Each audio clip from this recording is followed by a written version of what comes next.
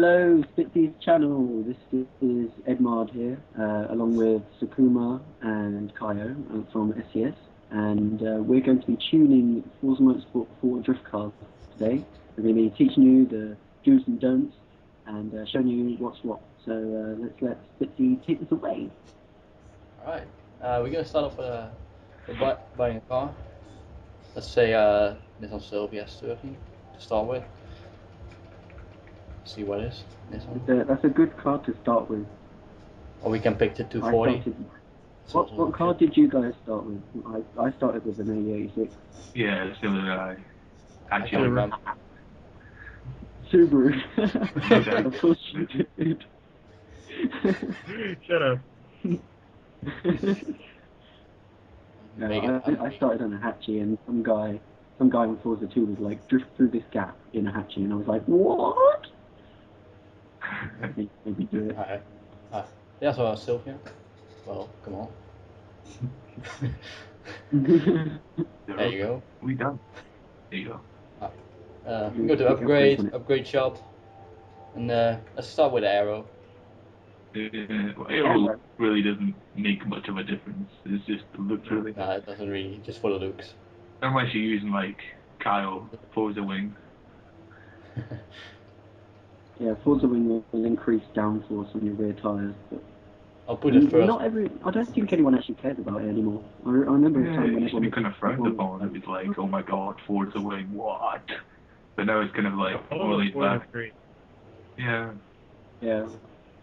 Forza 2 as well, it was kind of really... let's go to the tires and rims now, and we go pick a nice rim style, which doesn't really matter for drifting, it's just... Rotors. Rotors? No, MK. Oh, rotors. We go for rotor. Rotor. Rotor.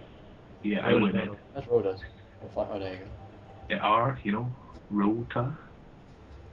Alright, Second which one. one should Go to get a rotor. Yes, those ones. Second Awesome. one. Let's do this one.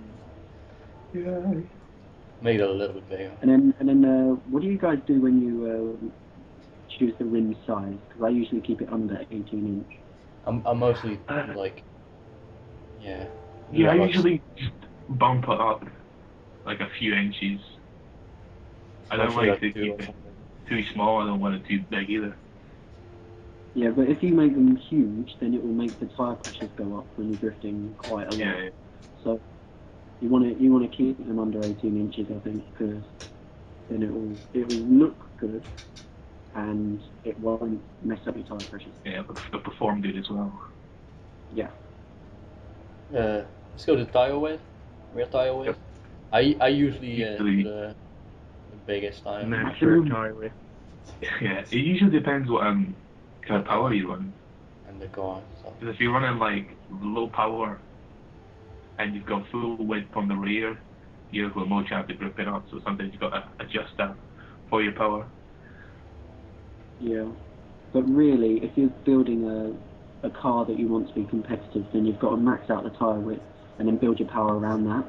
Yeah. And then so you can get the maximum grip. For the front tire width, I usually leave it stock. Yeah, that's what I do as well. Yeah. Or I bump it up one. If you have more width in the front, it's kind of like, I don't know if it's the same with you, but I find that it doesn't transition as well. Yeah, I max mine out. Absolutely. Yeah, I usually always leave mine stock. I think you should just fiddle around with it, see what works. Yeah, let's leave it stock for now. Yeah, what works for you? The tire compound. Mostly I pick the street tire compound, or I leave it stock. Yeah, I usually go it really depends on the stock. It really depends on the car as well. While you have a new car. If you have like I a find low horsepower car, like if you have, in my opinion, like a car which works great on street, but like it doesn't feel like it's gonna keep up with all like this. Let's say all the other fast cars like Corvettes or RT4s. I would go with sport. That really helped me out in my view. Yeah. Yeah, used sports once, and I found that when you're trying to get loads of angle, then the margin for error is a lot smaller, and like you can get the extra angle, and sometimes they give you a bit more speed on the faster corners, but it's easier to spin out. Yeah, that is true, but in my opinion, like, of course the margin for error is smaller, but if you would like want to keep up with all the good people, then I would say go for sport tires. Yeah. I will leave it for. I will leave it to street right now. It's the most. I think street tires with lower horsepower are better than sport tires. Yeah, true. Yeah, much high horsepower. Alright, that's the tires on the rims. Go to the drivetrain. The clutch.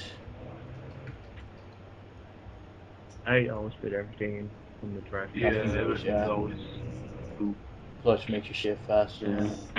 Unless it's like for a tournament where you have to like change it up. Race transmission. You can tune all your gears however you like. Yeah. Driveline. That's important as well. Tuning your gears is important. That will come later on in this. Very important. Race differential. What I usually put in.